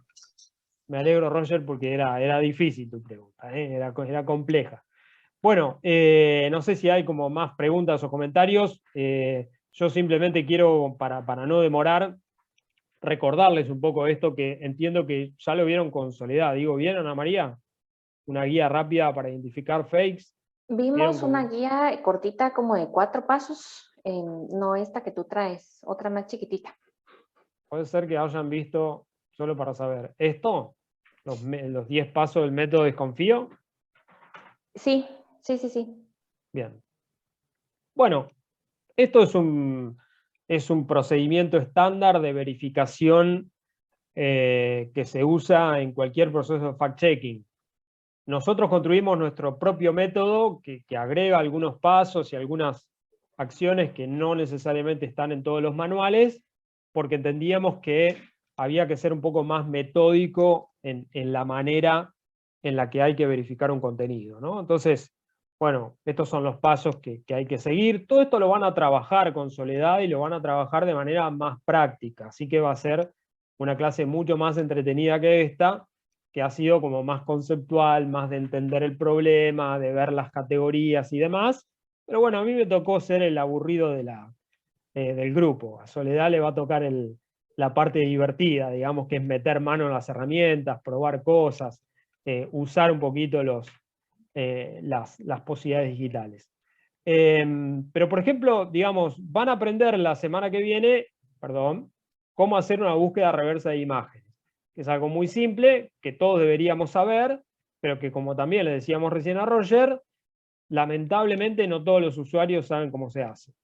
Y es muy fácil y es muy útil. Entonces, esto lo van a aprender. Lo que nosotros agregamos al método es el paso 5, ese que está ahí, digamos, es como nuestro dato distintivo, y es que siempre que vayan a verificar información, hagan una lista que los separe en este tipo de contenido. Es decir, en una columna pongan los hechos que están descritos en la información, en otra pongan las frases que sean verificables, no todas las frases son verificables, hay claims que no se pueden verificar, ¿no? Si uno dice Messi es el jugador más grande del mundo, no sé de dónde sacarlo. Si yo digo Messi es el jugador que más goles hizo en la historia del fútbol, bueno, eso sí lo puedo verificar. ¿Sí? Entonces depende del tipo de frase, si es una frase verificable o no, que hagan un listado de las personas que están involucradas en la información, que hagan un listado de las fuentes que son citadas, y que de esa manera, como separando todo, uno va a poder verificar de manera más ordenada y más eficiente. Porque también, digo, se puede distribuir la tarea y distintos actores pueden verificar al mismo tiempo distintas cosas, ¿no? Entonces, esto es una manera de ordenar el proceso de verificación que no está contemplado en todos los métodos y que a nosotros en particular en Proyecto Desconfío nos interesa particularmente que puedan replicar, aprender y ver cómo funciona. También tenemos algunas discrepancias en relación a la calificación que se le da a las noticias, digamos, ¿no? Porque hay distintos criterios. Están los estándares más habituales, que es verdadero o falso. Si, bueno, una cosa o es verdadera o es falsa y no hay grises. Hay otros que usan algunos tonos intermedios como verdadero, engañoso, falso. Y hay otros como, no sé, chequeado, por ejemplo, que tienen como 26 etiquetas y me dice, bueno, para cada cosa hay un color. Entonces, tampoco es muy útil porque termina siendo muy diversa la conceptualización, la categorización de cosas que se le pueden aplicar a un tipo de contenido. Entonces, siempre nos gustaría que sigan los 7 tipos de first draft, que es una manera bastante ordenada de decir, bueno, esto es un contenido que se asocia a la desinformación y que podría encuadrarse en esta categoría, ¿no? En contexto falso, en contenido simulado, en contenido impostor, bueno, en formas específicas que, como vimos más temprano, son las 7 formas de la desinformación que describe First Draft, que es una categorización que nos parece más útil para calificar de alguna manera los contenidos y sobre todo explicarle al usuario final por qué ese contenido no es verdadero, ¿no? Porque me da como un matiz de poder entender qué es lo que se tergiversó, qué es lo que se modificó, qué es lo que se manipuló, para que de alguna manera podamos considerar ese contenido como un contenido falso. Pero bueno, no quiero desarrollar más esto porque no es algo que sea foco de este encuentro. Lo que sí quiero como ver es que lo que van a ver la semana que viene es esta guía rápida para identificar fakes, donde van a mirar el sitio, el medio, la hora, el día, el autor, las fuentes, el título, el contenido, el contexto y las imágenes, que son los focos con los cuales se van a quedar y se van a detener en esto con Soledad para que puedan entrenar un poco esas habilidades y puedan practicar incluso con herramientas específicas cómo hacer esa verificación. Lo van a hacer a través de ejercicios de este tipo, ¿no? Esto es un comunicado que dice, acaba de salir un comunicado oficial por parte de Pepsi que no consuman 7-Up porque le echaron ácido muriático por error y ya van 8 muertos. Ojo, es un comunicado oficial, avisar a la familia, e incluso a propósito ponen un link de una supuesta noticia. Y lo que hay que entender es que la desinformación juega mucho con el contexto.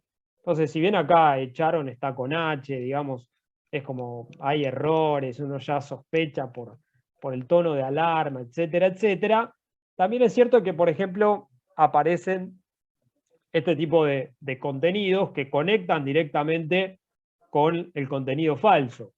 Esta es una noticia real, publicada en México en septiembre de 2017, que decía, reportan un muerto y 5 intoxicados tras beber 7-Up.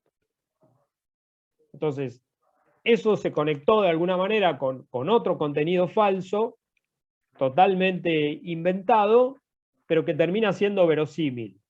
Y la verosimilitud es el riesgo más grande para caer en manos de la desinformación.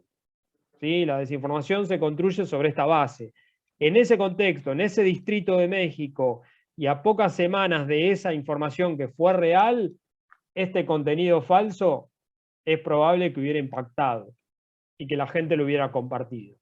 Entonces, no solo se trata de desarticular de alguna manera la noticia de última hora, sino conectarla con sus antecedentes. Y ese es un ejercicio que los comunicadores sabemos hacer bien, pero que, digamos, debiera ser un insumo de muchos usuarios que estén en condiciones de poder verificar un contenido y de alguna manera dar por terminado y cortar este tipo de desinformación que circula por Internet.